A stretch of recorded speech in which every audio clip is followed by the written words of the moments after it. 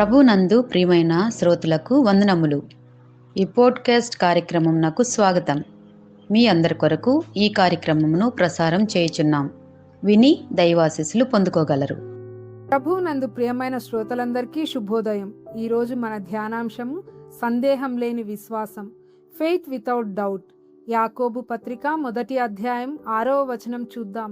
అయితే అతడు ఏమాత్రంను సందేహపడక విశ్వాసంతో అడగవలెను.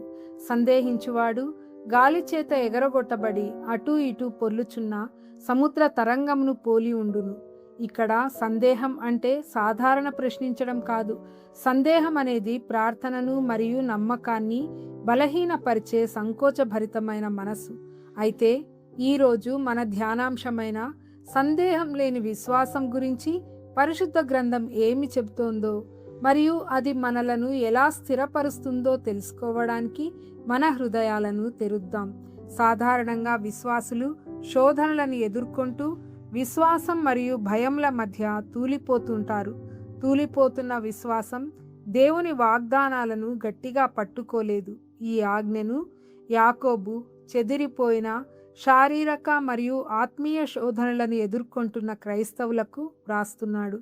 ఆయన వారికి దేవుని జ్ఞానాన్ని అడగమని, అది కూడా స్థిరమైన విశ్వాసంతో సందేహించకుండా అడగమని ప్రేమతో ఉపదేశిస్తున్నాడు.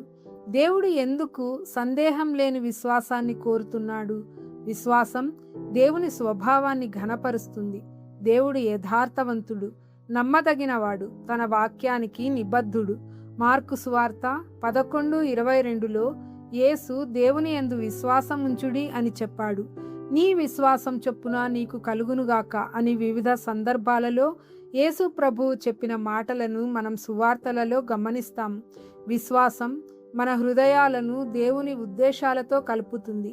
విశ్వాసం దేవుని శక్తి పనిచేయడానికి మార్గమవుతుంది మరియు విశ్వాసం ద్వారానే దేవుడు కార్యం చేస్తాడు. కానీ సందేహం మన ఆత్మీయ దృష్టిని మరియు నిర్ణయాలను చీల్చివేస్తుంది.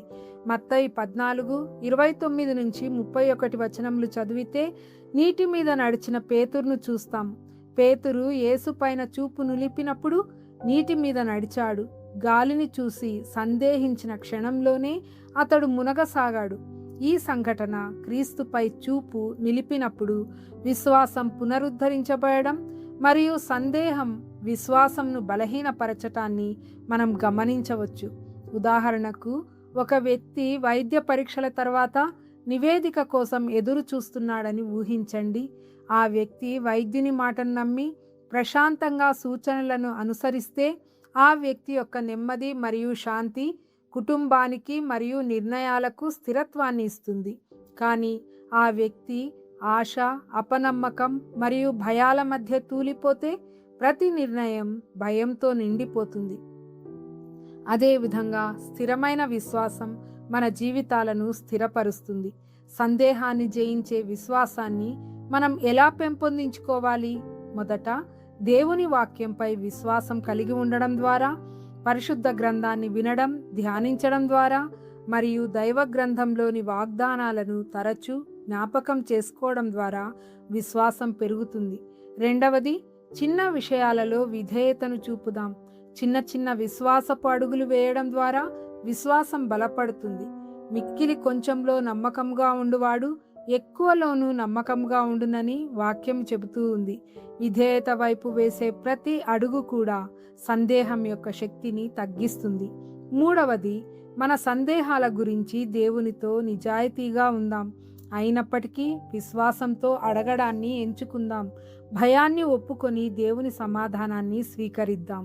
తర్వాత గత ప్రార్థనలకు వచ్చిన సమాధానాలను గుర్తు చేసుకుందాం. దేవుని విశ్వాస్యతను జ్ఞాపకం చేసుకుందాం. ఇంకా కొన్ని సందర్భాలలో ఇతరుల విశ్వాసం మరియు వాక్యం మనల్ని బలపరుస్తాయి. కాబట్టి ఆత్మీయులైన విశ్వాసులతో మన సందేహాలను పంచుకుందాం. కాబట్టి సందేహం వచ్చినప్పుడు ఆగి భయం లేదా ప్రశ్న ఏమిటో స్పష్టంగా గుర్తించాలి. వాక్య ధ్యానం ద్వారా దేవుని ఉద్దేశాన్ని గ్రహించుకొని తదుపరి విశ్వాసపు అడుగులు అనగా ప్రార్థన, విధేయత లేదా ఆత్మీయ సలహా తీసుకోవడం చేయాలి. మార్కు 11:24లో యేసు ప్రభు తన శిష్యులతో అందుచేత ప్రార్థన చేయనప్పుడు మీరు అడుగుచున్న వాటినెల్లను పొంది ఉన్నామని నమ్ముడి, అప్పుడు అవి మీకు కలుగునని బోధిస్తున్నాడు. ఫిలిప్పి 4:6-7లో అపొస్తలుడైన పౌలు, దేనిని గూర్చి చింతపడకుడి గాని ప్రతి విషయంలోనూ ప్రార్థన విజ్ఞాపనముల చేత కృతజ్ఞతాపూర్వకంగా మీ విన్నపములు దేవునికి తెలియజేయుడి. అప్పుడు సమస్త జ్ఞానమునకు మించిన దేవుని సమాధానం యేసుక్రీస్తు వలన మీ హృదయములకును మీ తలంపులకును కావలియుండునని హెచ్చరిస్తున్నాడు. ప్రియమైన సహోదరి సహోదరులారా, సందేహం లేని విశ్వాసం అంటే ప్రశ్నలు లేకపోవడం కాదు, ప్రశ్నల మధ్యలో కూడా దేవుని నమ్మడాన్ని ఎంచుకోవడం. యాకోబు మనలను తూలిపోతున్న జీవితం నుంచి దేవునిలో స్థిరపడిన జీవితానికి పిలుస్తున్నాడు.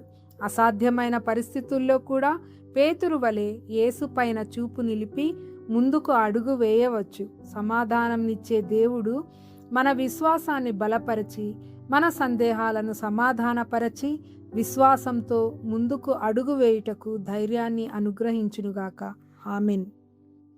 ఈ కార్యక్రమమును గూర్చి మీ సలహాలు మరియు మీ ప్రార్థనా అవసరతల కొరకు మమ్మను సంప్రదించవలసిన మా ఫోన్ నంబర్ 94-850-85039 మరియు ఈమెయిల్ ఐడి info@fibaonline.org.